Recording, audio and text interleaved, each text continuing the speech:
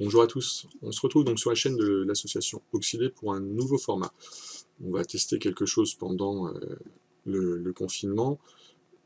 Parmi ces choses, eh bien, la lecture de livres, puisqu'on a pu essayer pendant notre dernière édition des Galactic Days online, la lecture de passages ou de nouvelles directement par leurs auteurs. Alors moi je ne suis pas auteur, mais j'avais envie de vous faire profiter un petit peu de ce que je pouvais lire. On va commencer aujourd'hui avec une nouvelle de Ray Bradbury, qui est connu pour les Chroniques martiennes et puis Fahrenheit 451, principalement.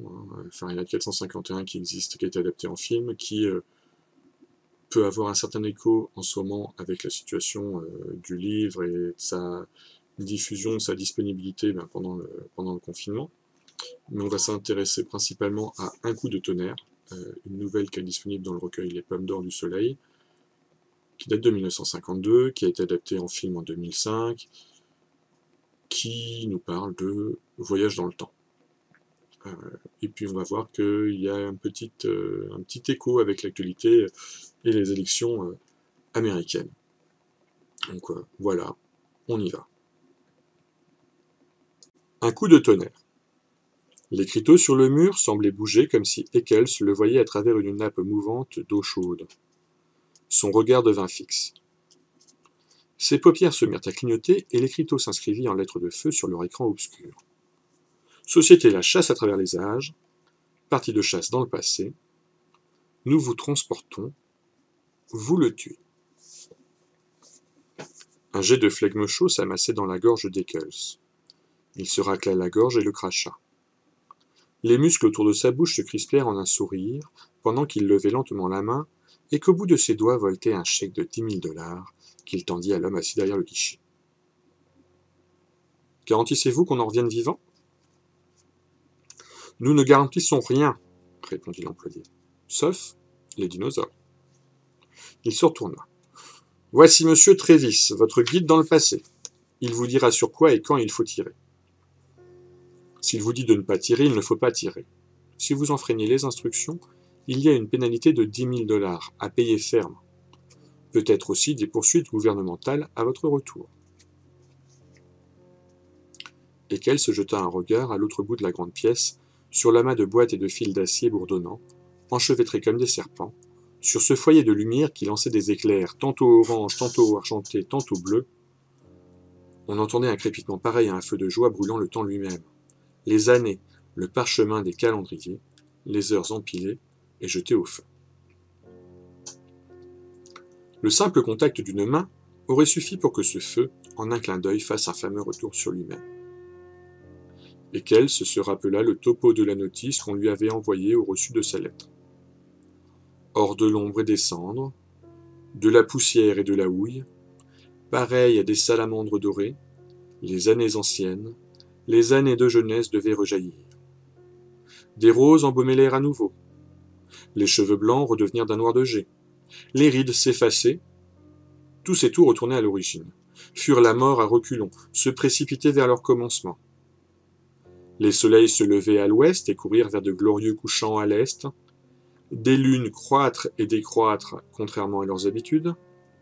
Toutes les choses s'emboîtaient l'une dans l'autre comme des creux frais chinois. Les lapins rentraient dans les chapeaux. Tous et tout revenir en arrière. Du néant qui suit la mort, passer au moment même de la mort. Puis, à l'instant qui l'a précédé. Retourner à la vie, vers le temps d'avant les commencements. Un geste de la main pouvait le faire, le moindre attouchement. « Enfer et damnation !» soupira Eccles, son mince visage éclairé par l'éclat de la machine. Une vraie machine à explorer le temps. Il secoua la tête, mais j'y pense. Si hier les élections avaient mal tourné, je devrais être ici actuellement, en train de fuir les résultats. Dieu soit loué qui s'a vaincu. Ce sera un fameux président des États-Unis. Oui, approuva l'homme derrière le guichet, nous l'avons échappé belle. Si Deutscher avait vaincu, nous aurions la pire des dictatures. Il est l'ennemi de tout. Militariste, antéchrist, hostile à tout ce qui est humain ou intellectuel.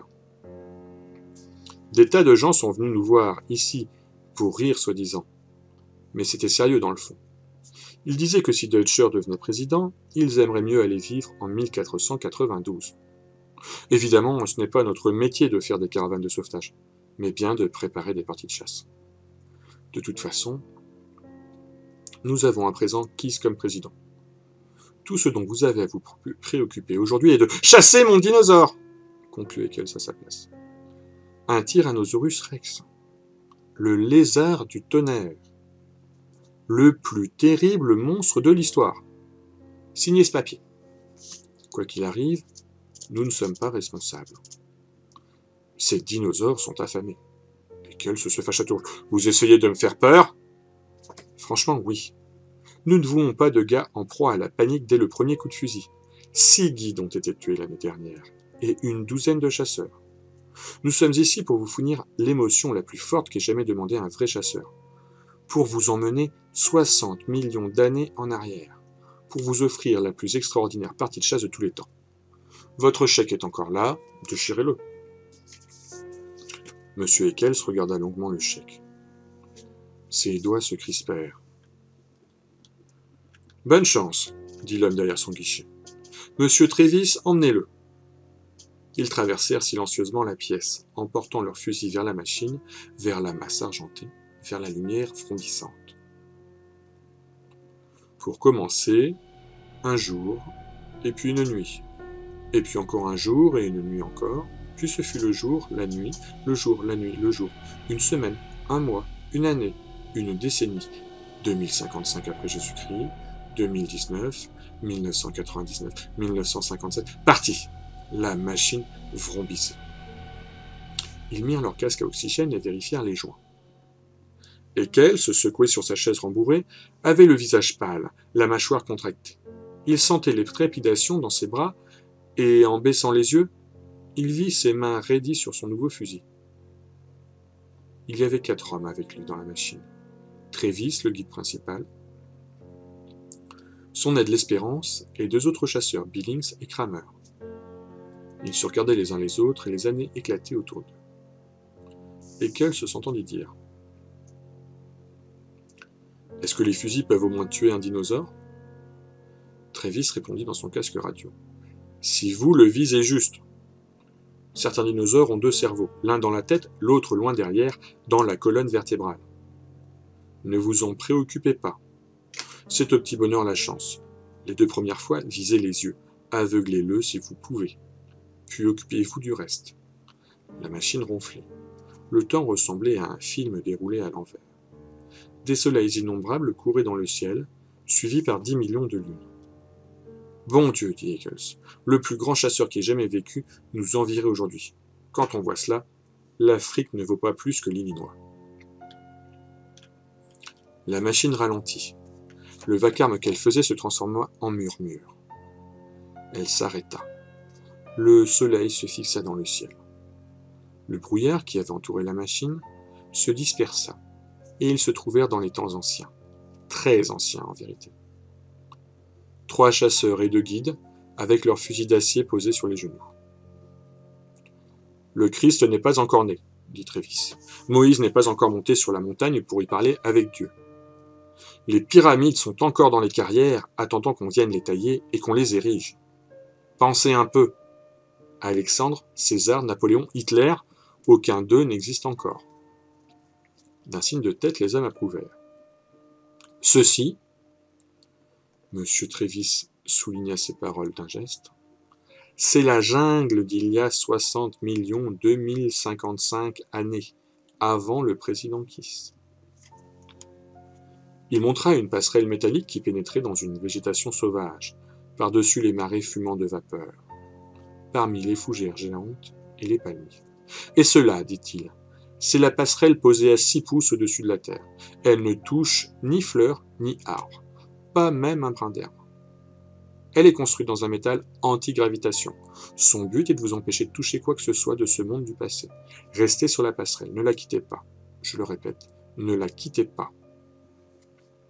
Sous aucun prétexte, si vous tombez au dehors, vous aurez une amende. Et ne tirez sur aucun animal, à moins qu'on ne vous dise que vous pouvez le faire. » « Pourquoi ?» demanda Eccles. Ils étaient dans la plus ancienne des solitudes. Des cris d'oiseaux lointains arrivaient sur les ailes du vent, et il y avait une odeur de goudron, de sel marin, d'herbes moisies et de fleurs couleur sang. Nous n'avons pas envie de changer le futur. Nous n'appartenons pas à ce passé. Le gouvernement n'aime pas beaucoup nous savoir ici. Nous devons payer de sérieux pots de vin pour garder notre autorisation. Une machine à explorer le temps est une affaire sacrément dangereuse. Si on l'ignore, on peut tuer un animal important. Un petit oiseau, un poisson, une fleur, et même détruire du même coup un chaînon important d'une espèce à venir. Ce n'est pas très clair, hein, dit Eccles. Bon, expliqua Travis. Supposons qu'accidentellement, nous détruisons une souris ici. Cela signifie que nous détruisons en même temps tous les descendants futurs de cette souris. C'est clair? C'est clair. Et tous les descendants des descendants des descendants de cette souris aussi. D'un coup de pied malheureux, vous faites disparaître une, puis une douzaine, un millier, un million de souris à venir. Bon, disons qu'elles sont mortes, approuva Eccles. Et puis,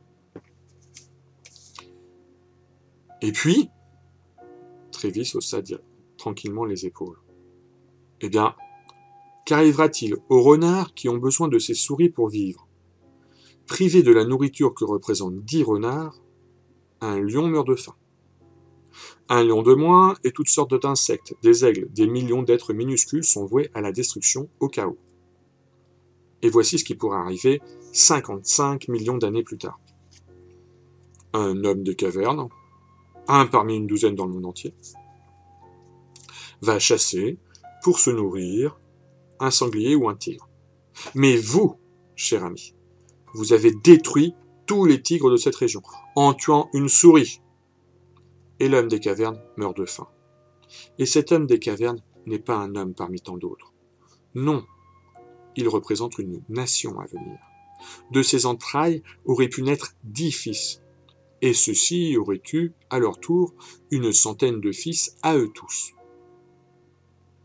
Et ainsi de suite, jusqu'à ce qu'une civilisation naisse. Détruisez cet homme et vous détruisez une race, un peuple, toute une partie de l'histoire de l'humanité. C'est comme si vous égorgiez quelques-uns des petits-fils d'Adam.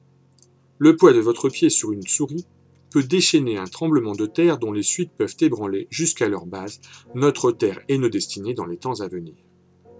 Un homme des cavernes meurt à présent, et des millions d'hommes qui ne sont pas encore nés périssent dans ses entrailles.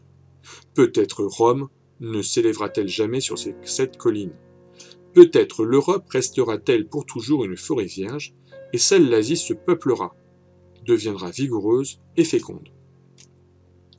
Écrasez une souris et vous démolissez les pyramides. Marchez sur une souris et vous laissez votre empreinte, telle une énorme crevasse, pour l'éternité. La reine Élisabeth pourrait ne jamais naître, Washington ne jamais traverser le Delaware, les États-Unis ne jamais figurer sur aucune carte géographique. Aussi prenez garde, restez sur la passerelle. Ne faites pas un pas en dehors. Je vois en effet, dit Eccles. Ce serait grave, même si nous ne touchions qu'un brin d'herbe? C'est bien cela. Écraser une petite plante de rien du tout peut avoir des conséquences incalculables. Une petite erreur ici peut faire boule de neige et avoir des répercussions disproportionnées dans 60 millions d'années. Évidemment, notre théorie peut être fausse. Peut-être n'avons-nous aucun pouvoir sur le temps. Peut-être encore le changement que nous provoquerions n'aurait-il lieu que dans des détails plus subtils. Une souris morte ici peut provoquer ailleurs le changement d'un insecte. Un déséquilibre dans les populations à venir, une mauvaise récolte un jour lointain, une balance économique déficitaire, une famine et, finalement, changer l'âme même d'une société à l'autre bout du monde. Ou bien quelque chose de plus subtil encore. Un souffle d'air plus doux, un murmure, un rien, pollen égaré dans l'air, une différence si légère qu'on ne pourrait s'en apercevoir, à moins d'avoir le nez dessus. Qui sait? Qui peut honnêtement se vanter de le savoir? Nous l'ignorons, nous n'en sommes qu'à des conjectures. Mais tant que nous nageons dans l'incertitude sur la tempête ou le léger frémissement que peut créer notre incursion dans le temps, nous devons être bougrement prudents.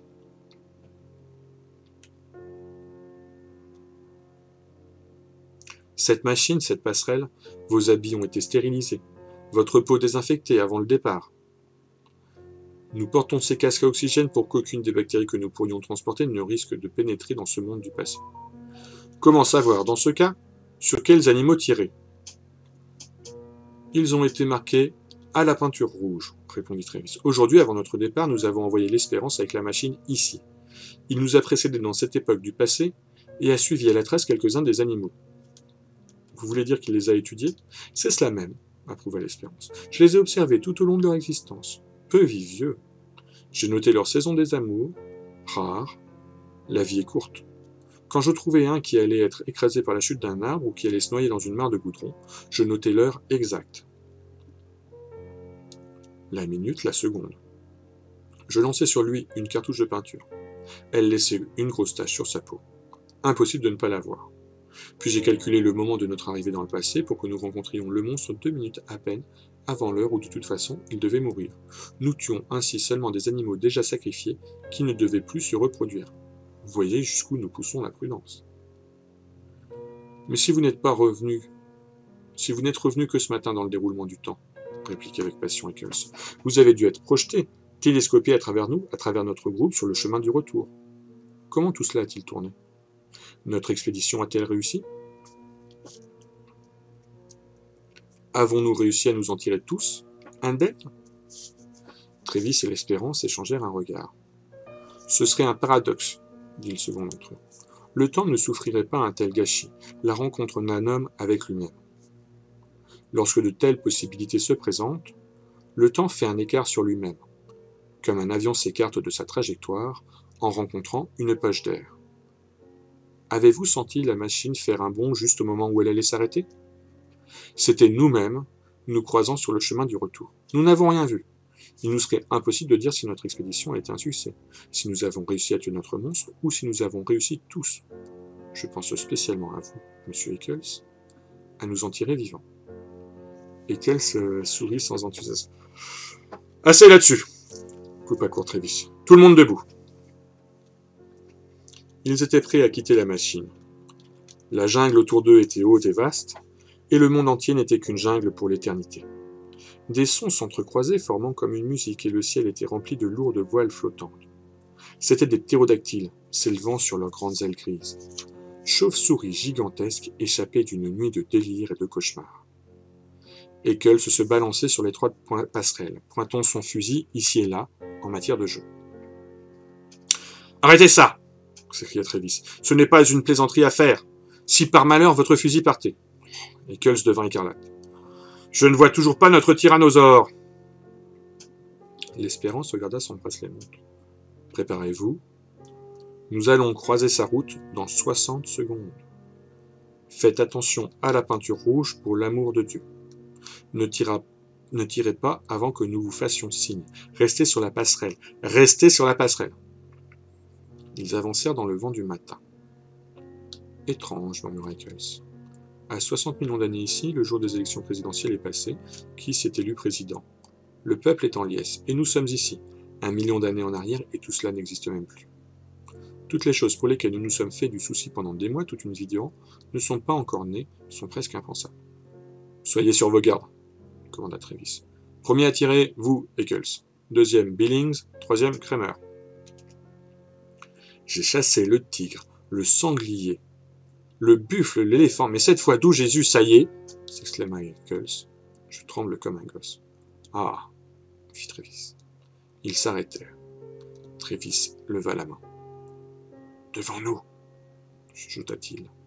Dans le brouillard, il est là. Il est là, Sa Majesté, le tyrannosaure. La vaste jungle était pleine de gazouillements, de bruissements, de murmures, de soupirs. Et soudain, tout se tut comme si quelqu'un avait claqué une porte. Le silence.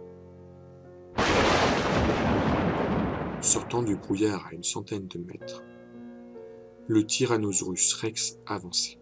« Sainte Vierge !» murmura Eccles. Chut! Il arrivait planté sur d'énormes pattes, à larges enjambées, bondissant lourdement. Il dépassait d'une trentaine de pas la moitié des arbres, gigantesque divinité maléfique, portant ses délicates pattes de devant repliées contre sa poitrine huileuse de reptile. Par contre, chacune de ses pattes de derrière était un véritable piston, une masse d'os pesant 1000 livres, enserrée dans un réseau de muscles puissants recouverte d'une peau caillouteuse et brillante, semblable à l'armure d'un terrible guerrier. Chaque cuisse représentait un poids d'une tonne de chair, d'ivoire et de mailles d'acier, et de l'énorme cage thoracique sortaient ses deux pattes délicates qui se balançaient devant lui, terminées par de vraies mains qui auraient pu soulever les hommes comme des jouets, pendant que l'animal aurait courbé son cou de serpent pour les examiner. Et la tête elle-même était une pierre sculptée d'au moins 1 tonne, portée allègrement dans le ciel. La bouche béante laissait voir une rangée de dents acérées comme des poignards. L'animal roulait des yeux grands comme des œufs d'autruche, vides de toute expression, si ce n'est celle de la faim. Il ferma la mâchoire avec un grincement de mort. Il courait, les os de son bassin écrasant les buissons, déracinant les arbres, ses pattes enfonçant la terre molle et imprimant des traces profondes de 6 pouces. Il courait d'un pas glissant comme s'il exécutait une figure de ballet. Incroyablement rapide et agile, pour ses 10 tonnes, il avança prudemment dans cette arène ensoleillée, ses belles mains de reptile prospectant l'air. Mon Dieu! Et qu'elle se mordit la lèvre. Il pourrait se dresser sur ses pattes et saisir la lune. Chut! Fit Trévis furieux. Il ne nous a pas encore vus. On ne pourra jamais le tuer. Eccles prononça ce verdict calmement, comme si aucun argument ne pouvait lui être opposé. Le fusil dans sa main lui semblait une arme d'enfant. Nous avons été fous de venir, c'est impossible. Taisez-vous enfin, souffla Trévis. Quel cauchemar. Allez-vous-en, ordonna Trévis. Allez tranquillement dans la machine. Nous vous rendrons la moitié de votre argent. Je n'aurais jamais pensé qu'il fût si grand, dit Eccles. Je me suis trompé. Je veux partir d'ici. Il nous a vus. La peinture rouge est bien sur sa poitrine. Le lézard du tonnerre se dressa sur ses pattes. Son armure brillait de 1000 éclats verts, métalliques. Dans tous les replis de sa peau, la boue gluante fumait et de petits insectes y grouillaient de telle façon que le corps entier semblait bouger et onduler même quand le monstre restait immobile. Il empestait. Une puanteur de viande pourrie se répandit sur la savane. « Sortez-moi de là !» s'écria Eccles. « Je n'ai jamais été dans cet état, je savais toujours que je m'en sortirais vivant. J'avais des bons guides, c'était de vraies parties de chasse, j'avais confiance. Cette fois-ci, j'ai mal calculé, je suis hors du jeu, et je le reconnais, c'est plus que je ne peux le supporter. Ne vous affolez pas, retournez sur vos pas, attendez-nous dans la machine. » Oui. Eccles se semblait engourdi. Il regardait ses pieds comme s'il était privé au sol. Il poussa un gémissement d'impuissance. « Eccles !» Il fit quelques pas, tâtonnant comme un aveugle. « Pas par là !» Le monstre, dès qu'il les vit bouger, se jeta en avant en poussant un terrible cri. En 4 secondes, il couvrit une centaine de mètres. Les hommes visèrent aussitôt et firent feu. Un souffle puissant sortit de la bouche du monstre, les plongeant dans une puanteur de bave et de sang décomposé. Il rugit, et ses dents brillèrent au soleil. Eccles, sans se retourner, marcha comme un aveugle vers le bout de la passerelle, traînant son fusil. Il descendit de la passerelle et marcha dans la jungle sans même s'en rendre compte. Ses pieds s'enfonçaient dans la mousse verte. Il se laissa porter par eux, et il se sentit seul et loin de tout ce qu'il laissait derrière lui. Les carabines tirèrent à nouveau. Leur bruit se perdit dans le vacarme de tonnerre que faisait le lézard.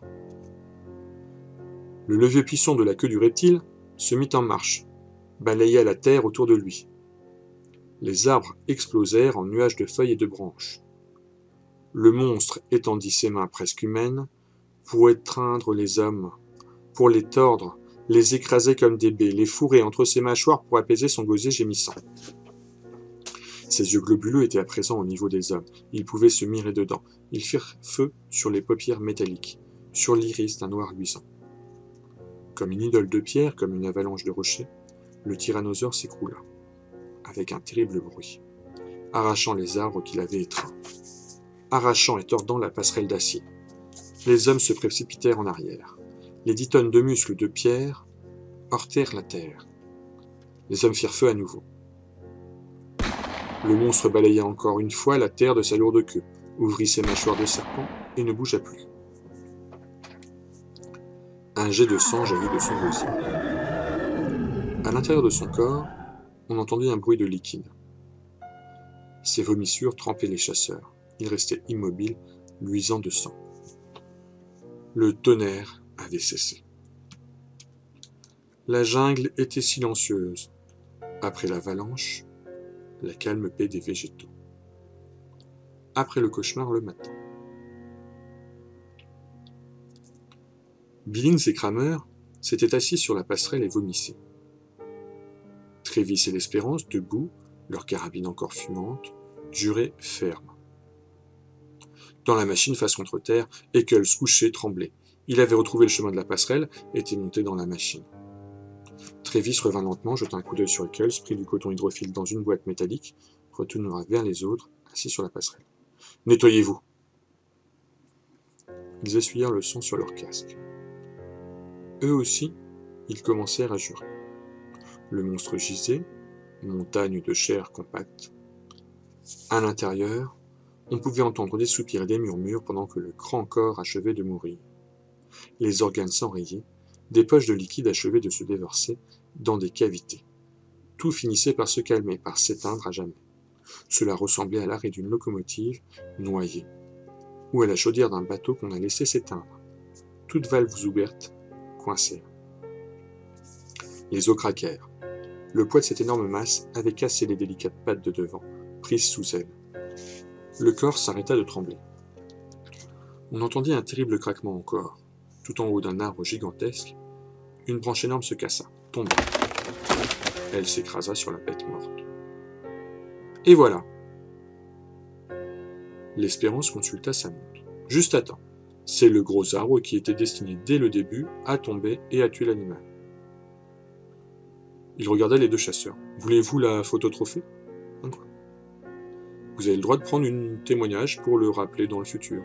Le corps doit rester sur place, là où il est, mort, pour que les insectes, les oiseaux, les microbes le trouvent là où ils devaient le trouver. Tout à sa place. Le corps doit demeurer ici, mais nous pouvons prendre une photo de vous à ses côtés. » Les deux hommes essayèrent de rassembler leurs esprits, mais ils renoncèrent, en secouant la tête. Ils se laissèrent conduire le long de la passerelle. Ils se laissèrent tomber lourdement sur les coussins de la machine. Ils jetèrent encore un regard sur le monstre déchu, la masse inerte, l'armure fumante à laquelle s'attaquaient déjà d'étranges oiseaux reptiles et des insectes dorés. Un bruit sur le plancher de la machine les fit se redresser. Eccles, assis, continua à frissonner. « Excusez-moi, » prononça-t-il enfin. « Debout !» lui cria Travis. Eccles se leva. « Sortez sur la passerelle, seul !» Travis le menaça de son fusil. « Ne revenez pas dans la machine, vous resterez ici. » L'Espérance saisit le bras de Travis. « Attends, ne te mêle pas de ça. » Travis secoua la main sur son bras. « Ce fils de cochon a failli nous tuer. Mais c'était pas ça. Diable non, ce sont ses souliers. Regarde-les. Il est descendu de la passerelle. C'est notre ruine. Dieu seul sait ce que nous aurons à payer comme amende. Des dizaines de milliers de dollars d'assurance. Nous garantissons que personne ne quittera la passerelle. Il l'a quittée. Sacré idiot. Nous devrons le signaler au gouvernement. Ils peuvent nous enlever notre licence de chasse. Et Dieu seul sait quelle suite cela aura sur le temps, sur l'histoire. Ne t'affole pas, il n'a fait qu'emporter un peu de boue sur ses semelles. Qu'en sais-tu ? S'écria Travis. Nous ignorons tout. C'est une sacrée énigme. Sortez, Eccles. Eccles se fouilla dans les poches de sa chemise. Je payerai tout, 100 000 dollars. Travis jeta un regard vers le carnet de chèques d'Eccles et cracha. Sortez. Le monstre est près de la passerelle. Plongez vos bras jusqu'aux épaules dans sa gueule. Puis vous pourrez revenir avec nous. Ça n'a pas de sens. Le monstre est mort, sale bâtard. Les balles. Nous ne pouvons pas laisser les balles derrière nous. Elles n'appartiennent pas au passé. Elles peuvent changer quelque chose. Voici mon couteau, récupérez-les. La vie de la jungle avait repris. Elle était à nouveau pleine de murmures, de cris d'oiseaux. Et qu'elle se retourna lentement pour regarder les restes de l'animal préhistorique. Cette montagne de cauchemars et de terreur. Après un moment d'hésitation, comme un somnambule, il se traîna dehors sur la passerelle. Il revint en frissonnant 5 minutes plus tard. Les bras couverts de sang jusqu'aux épaules. Il tendit les mains. Chacune renfermait un certain nombre de balles d'acier. Puis il s'écroula. Il resta sans mouvement là où il était tombé. « Tu n'aurais pas dû lui faire ça, » dit l'Espérance. « En es-tu sûr? C'est un peu tôt pour en juger. » Trévis poussa légèrement le corps étendu. « Il vivra. Et une autre fois, il ne demandera plus à aller à des parties de chasse de ce calibre. Eh bien !» Il fit péniblement un geste du pouce vers l'Espérance. « Mais en marche. Rentrons. » 1492, 1776, 1812. Ils se lavèrent les mains et le visage. Ils changèrent leurs chemises et leurs pantalons tachés de sang coagulé. Et qu'elle se revenue à lui, debout, se taisait. Trévis le regardait attentivement depuis quelques minutes. « Avez-vous fini de me regarder » s'écria Eccles. « Je n'ai rien fait. Qu'en savez-vous ? Je suis descendu de la passerelle, c'est tout, et j'ai un peu de boue sur mes chaussures. Que voulez-vous que je fasse, me mettre à genoux et prier ? Vous devriez le faire. Je vous avertis, Eccles. Je pourrais encore vous tuer. Mon fusil est prêt, chargé. Je suis innocent, je n'ai rien fait. 1999, 2000, 2055. La machine s'arrêta. Sortez, dit Trévis. Ils se trouvaient à nouveau dans la pièce d'où ils étaient partis. Elle était dans l'état où ils l'avaient laissée. Pas tout à fait le même, cependant. Le même homme était bien assis derrière le guichet, mais le guichet n'était pas tout à fait pareil, lui non plus. Trévis rejeta un regard rapide autour de lui. « Tout va bien ici ?» fit-il sèchement. « Tout va bien. Bon retour. » Trévis était tendu. Il paraissait soupeser la poussière dans l'air, examiner la façon dont les rayons de soleil pénétraient à travers la haute fenêtre. « Ça va, Eccles. Vous pouvez partir et ne revenez jamais. » Eccles était incapable de bouger. « Vous m'entendez » dit Trévis. « Que regardez-vous ainsi » Eccles, debout, humait l'air, et dans l'air il y avait quelque chose. Une nuance nouvelle, une variation chimique, si subtile, si légère, que seul le frémissement de ses essences alertait l'en avertissait. Les couleurs, blanc, gris, bleu, orange, des murs des meubles, du ciel derrière les vitres, étaient... On sentait quelque chose dans l'air. Son corps tremblait, ses mains se crispaient. Par tous les pores de sa peau, il sentait cette chose étrange. Quelqu'un, quelque part, avait poussé un de ces sifflements qui ne s'adressent qu'aux chiens. Et son être entier se figeait aux écoutes. Hors de cette pièce, derrière ce mur, derrière cet homme qui n'était pas tout à fait le même homme, assis derrière ce guichet qui n'était pas tout à fait le même guichet, il y avait tout un monde d'êtres, de choses. Comment se présentait ce monde nouveau ? On ne pouvait le deviner. Il le sentait en mouvement, là, derrière les murs, comme un jeu d'échecs dont les pièces étaient poussées par un souffle violent. Mais un changement était visible déjà. L'écriteau imprimé sur le mur, celui-là même qu'il avait lu tantôt, lorsqu'il avait pénétré pour la première fois dans ce bureau. On y lisait. Société. La chat à travers les âges. Partie de chat dans le passé. Vous choisissez l'animal, nous vous transportons. Vous le tuez. Eccles se laissa choir dans un fauteuil. Il se mit à gratter comme un fou la boue épaisse de ses chaussures. Il recueillit en tremblant une motte de terre. Non, cela ne peut être. Non pas une petite chose comme celle-ci. Non. Enchâssé dans la boue, jetant des éclairs verts, or et noirs, il y avait un papillon admirable, et bel et bien mort. Pas une petite bête pareille, pas un papillon s'écria Eccles. Une chose exquise tomba sur le sol. Une petite chose qui aurait à peine fait pencher une balance. À peine renversé une pièce de domino, puis une rangée de pièces de plus en plus grandes, gigantesques, à travers les années et dans la suite des temps. Eccles se sentit sa tête tourner. Non, cela ne pouvait changer les choses. Tuer un papillon ne pouvait avoir une telle importance. Et si pourtant cela était? Il sentit son visage se glacer. Les lèvres tremblantes, il demanda. Qui? Qui a vaincu aux élections présidentielles hier? L'homme derrière le guichet éclata de rire. Bah, vous vous moquez de moi! Vous le savez bien, Deutscher, naturellement. Qui auriez-vous voulu d'autre? Pas cette sacrée chiffre mal de kiss. Nous avons enfin un homme à poigne.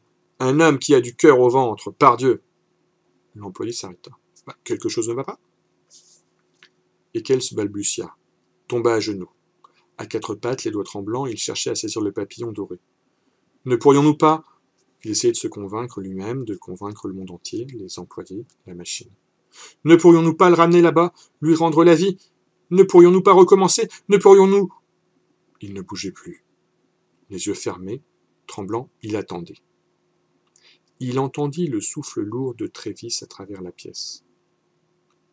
Il l'entendit prendre la carabine, lever le cran d'arrêt, épauler l'arme. Il y eut un coup de tonnerre. Voilà, c'est terminé. J'espère que cette lecture vous a plu. Je sais que j'ai bafouillé quelques fois, que j'ai loupé quelques syllabes.